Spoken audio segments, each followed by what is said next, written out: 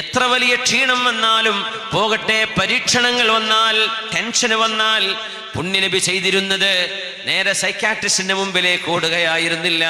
അള്ളാഹുവിന്റെ ഹബീബിന്റെ സൈക്കാട്രി എന്ന് പറയുന്നത് പടച്ച തമ്പുരാന്റെ മുമ്പിൽ വുളൂഅെടുത്ത് നിസ്കരിക്കലായിരുന്നു. ഖാന റസൂലുള്ളാഹി സ്വല്ലല്ലാഹു അലൈഹി വസല്ലം ഇദാ ഹസബഹു അംറുൻ ഫസിഅ ഇലസ്സലാഹ്.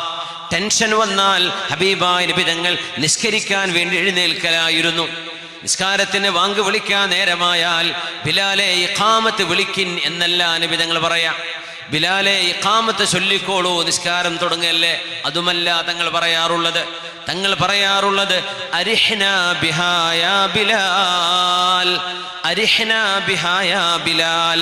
ബിലാലെ, നിസ്കാരം കൊണ്ട് മനസ്സിന് സന്തോഷം തരൂ, നിസ്കാരം കൊണ്ട് മനസ്സിന് ആനന്ദം തരൂ, പ്രാർത്ഥന കൊണ്ട് മനസ്സിന് ശക്തി തരൂ എന്ന് പറഞ്ഞാൽ ഇഖാമത്ത് വിളിക്കണം എന്നാണ് അതിനർത്ഥം. ഖദ് ഖാമത്തിസ് സ്വലാ.